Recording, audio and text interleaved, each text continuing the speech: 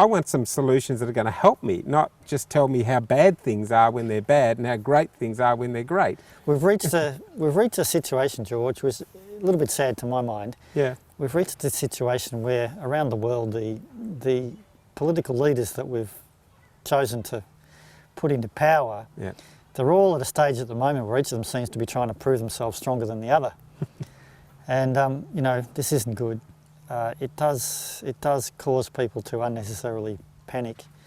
You know, it would be good for some of the leaders to have this sort of historical background and understanding and structure as well, but you know, we're not getting it.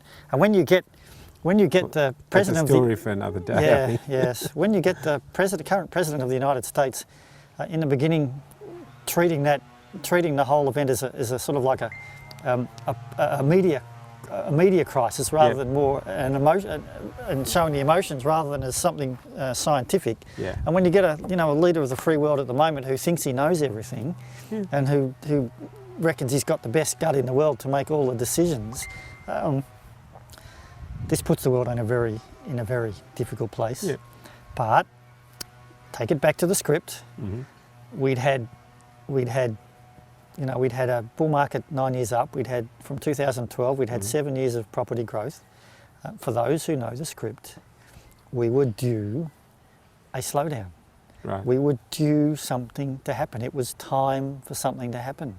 And we get this event, which, you know... Well, you've proven that over and unexpected. over when you did your seminar and you went back through history and you had your charts, and I was filming that event for you.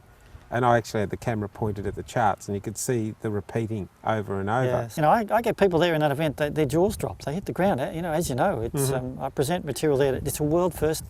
What amazes me is everybody says, I'm way too busy, and you say, sometimes you need to stop. Yeah. If you don't, well, all those hours and hours of work, all that running around is for naught if you suddenly lose it all. Yes.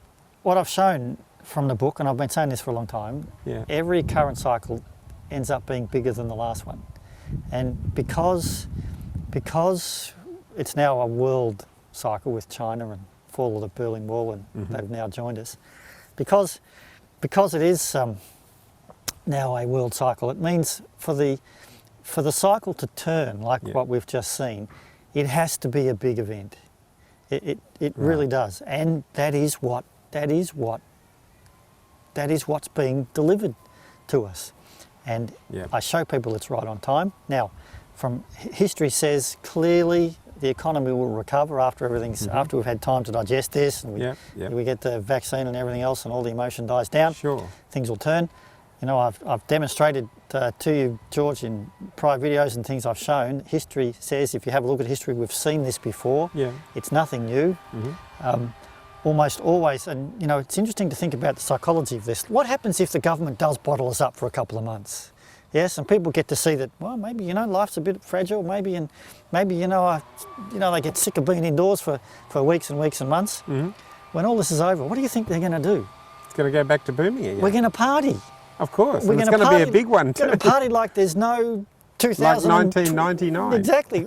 This could easily happen. That's what happened after the First World War. Sure. After you know, I don't know, 40, 70 million people died of the Spanish flu, and then the economy after that recovered. You know, people went, I don't know how to put it, people went bonkers. You know, you have a look through the 1920s, we had crazes for people standing on the wings of the new flying machines. Remember that acrobatics? People invented how to jump out of airplanes, so we had a craze for people jumping out of airplanes and parachuting. Once that was invented, there was I might add, there was a flurry of people who worked out it was a great way to kill themselves. So they had to work out how to stop that sort of stuff happening. We had Rudolph Valentino in the United States in 1927. I think it was in New York. The women, all he had to do was flutter his eyelids, and the women of America just absolutely fainted. We had craze after craze after craze developed. We had when the motor cars became pretty much popular, it became sex on wheels. We had when the theatres and the talking pictures was slightly before that, but once the theatres and everything was, you could go to the movies. The darkness of the theatres became places for people to surreptitiously meet. They had to then work out ways of stopping all those things. You know, this could I can see this repeat happening again after 2021, where eventually, you know, China comes roaring back, the whole economy comes roaring back, and people are going to say to themselves, "Oh, don't want to go through that again, let's party." And I'm confident. It's so easy to control, isn't it? Yeah. People are easily led. Yeah. It's not making us any smarter. All those new technologies it dumps us and things. down. Yeah, that's what Exactly. I think, again, so you know, if you want to get out of that, if you want to change a life like that, you have to see the script, and you know, subscribe to propertysharemarketeconomics.com. You subscribe to there, and that'll show you all the stuff coming. How do you find that the people who have subscribed? How do you find them in terms of communication with each other and with you? Oh, it's great. One of the best things I ever did really was to start demonstrating and talking to small groups. I've met some seriously interesting people. I've met people that are way smarter than I am, who've actually done some incredible work on the cycle and incredible stuff, using their Excel and computer knowledge together to actually match the cycles and show how it is. You know, I demonstrated some of that in the class. Yeah. There's been some fantastic things done with some of the people, and they're getting together and they talk amongst themselves as well. It's been tremendous. Yeah. So what I'd say to people who are actually wondering out there where my whole world is going to end right now is I'd say here's an opportunity for every one of you to have a look at Phil's book and Property Sharemarket Economics, which is a great book, and that will get you started into having some direction in your life, certainly for financial direction and for some form of wealth creation to help protect your family and give yourself more time. So instead of struggling through life, running back and forward and going nowhere, you actually have some direction on how you can plan and map out where you're heading. Yes. Gives you that sort of direction. Yes. The people that are going to your seminars, they were all very, very smart people.